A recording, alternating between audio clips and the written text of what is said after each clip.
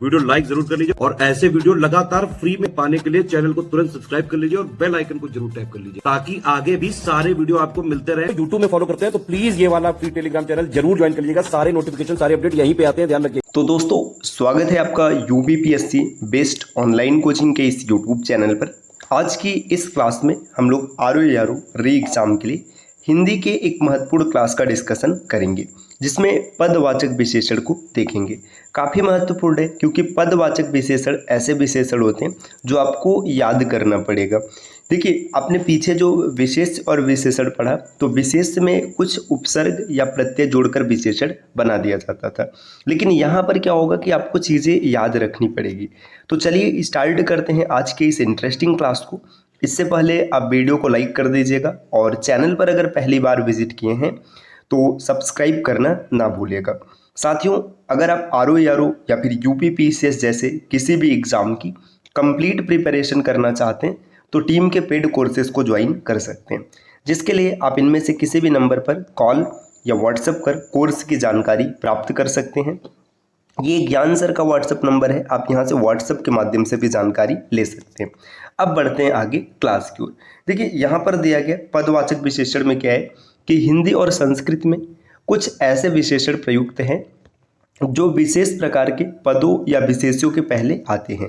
कुछ उदाहरण निम्नलिखित है। देखिए कुछ विशेष प्रकार के विशेष्य के पहले आएंगे। जैसे देखिए विशेष्य अगर सागर है तो इसके लिए विशेषण लिखा जाएगा अगाध, अगाध सागर शब्द बोला जाएगा। आपने कई बार सुना होगा अप्रत्याशित घटना। अप्रत्याशित का मतलब जिसका अनुमान नहीं था। देखिए घटना अगर होगा तो घटना के लिए विशेषण लिखेंगे अप्रत्याशित। इसी प्रकार दिया छवि, तो छवि का विशेषण होता है अनुपम, अनुपम छवि इस शब्द का प्रयोग किया जाता है। देखिए भक्ति है, भक्त है या प्रेम है, इसके लिए अनन्य विशेषण लिखते हैं। आपने सुना है ना, अनन्य प्रेम है, अनन्य भक्ति है, ये चीज़। अत्याचार या व्यवहार इसका विशेषण होता है अमानुषिक।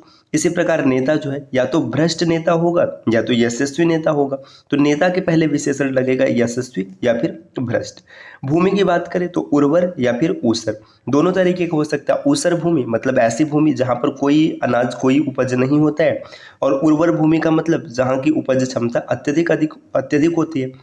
देखिए कार्य या हृदय इसके लिए कलुवित विशेषण का प्रयोग किया जाता है।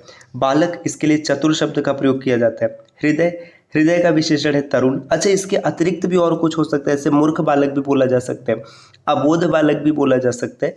तो यहाँ पर एक बताया जा रहा है, आप विशेष तौर पे आपको ये याद रखना है कि विशेष्य के पहले जो शब्द आपको देखने के लिए मिलेगा, विशेष्य के पहले जो शब्द आएगा वो प्रायः विशेषण ही होता है।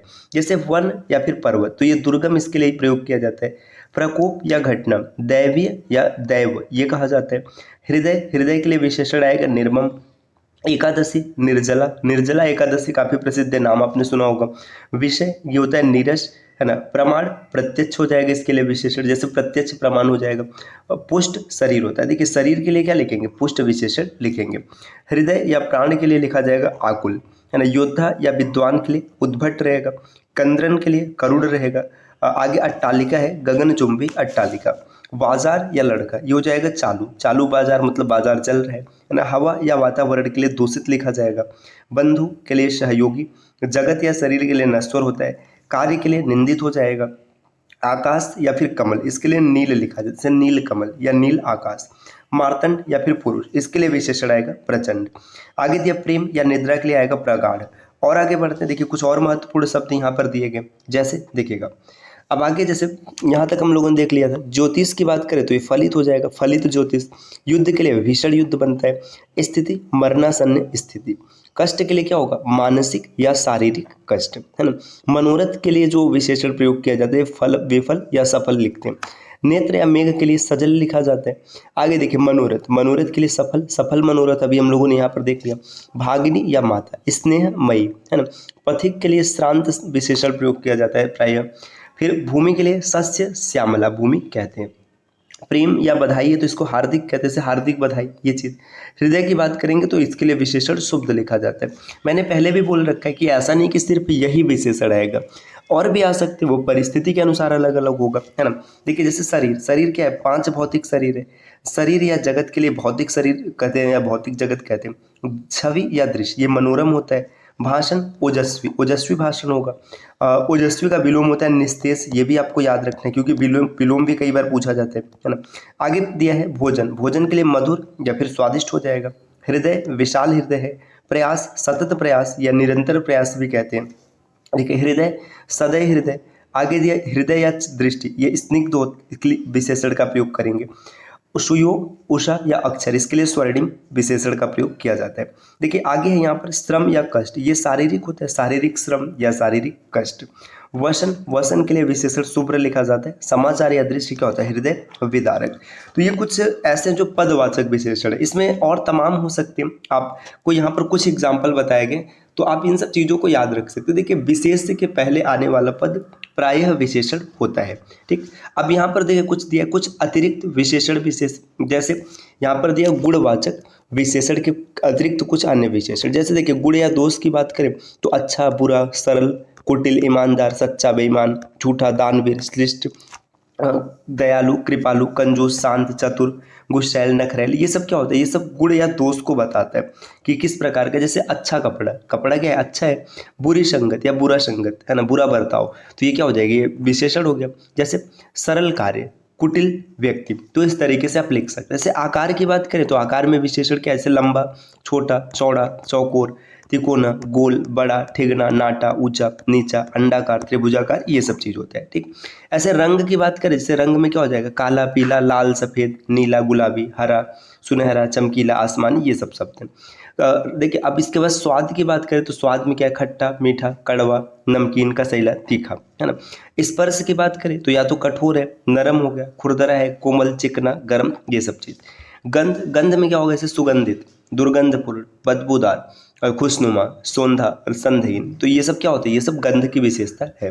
जैसे दिशा वाली विशेषता क्या है, उत्तरी, पूर्वी, पश्चिमी, दक्षिणी, पाश्चात्य, भीतरी, बाहरी, है ना, ये सब दिशा को बताते हैं। दशा, दशा मतलब स्थिति, किस स्थिति में, जैसे नया है, पुराना है, जीर्ण शीर्ण, पिलपिला, ढीला, स्वस्थ, रोगी, सूखा, गाढ़ा, पतला, पिछला, जमा, ये सब चीज क्या है, इसकी अवस्था है।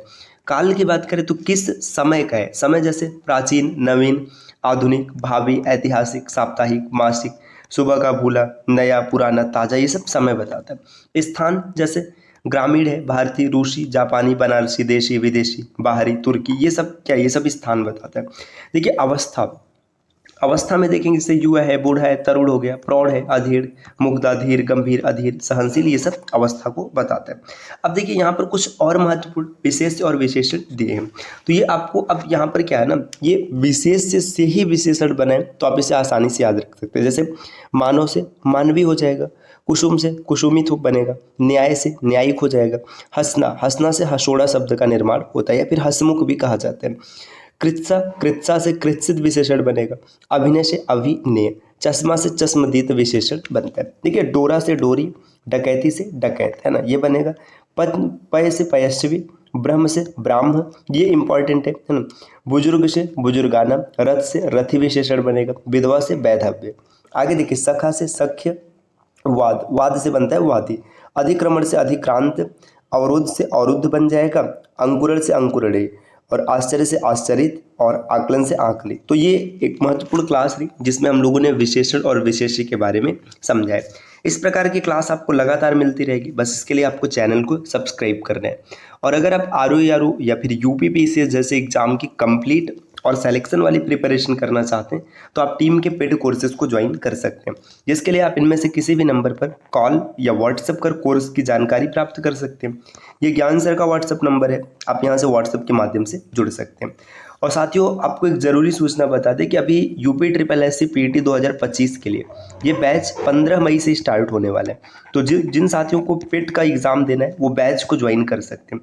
मात्र 1500 रुपये इसकी फीस है। इसमें आपको कंप्लीट तैयारी कराई जाएगी, जितने भी 15 टॉपिक हैं जहाँ से 100 नंबर का प्रश्न मिलता है, 100 क्वेश्चन मिलते हैं, ये पूरा का पूरा आपका तैयार हो जाएगा।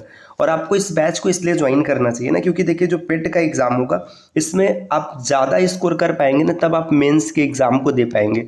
इमेजिन कीजिए कि आपने पेट के एग्ज़ाम में आपका स्कोर कम ही बना, परसेंटाइल कम रहा, तो फिर आगे क्या होगा? जब जैसे लेखपाल हो गया या लोअर पीसीएस हो गया, ये सब एग्ज़ाम होगा तो आप उसके लिए शॉर्ट लिस्टेड ही नहीं हो पाएंगे। तो इस पेट देने का कोई मतलब ही नहीं निकलेगा। और अब तो पेट की वैलिडिटी 3 साल के लिए, 3 इयर्स की, तो 3 सालों में कोई ना कोई वैकेंसी तो आएगी ही आएगी। तो इसलिए आपको क्या करना है कि इस कोर्स को ज्वाइन करना है, ताकि आसानी से आपका स्कोर अच्छा हो सके और आगे मेंस के लिए आप एग्ज़ाम में शॉर्ट लिस्टेड हो पाएँ। तो मिलते हैं साथियों आपसे अगले वीडियो में, तब तक के लिए नमस्कार।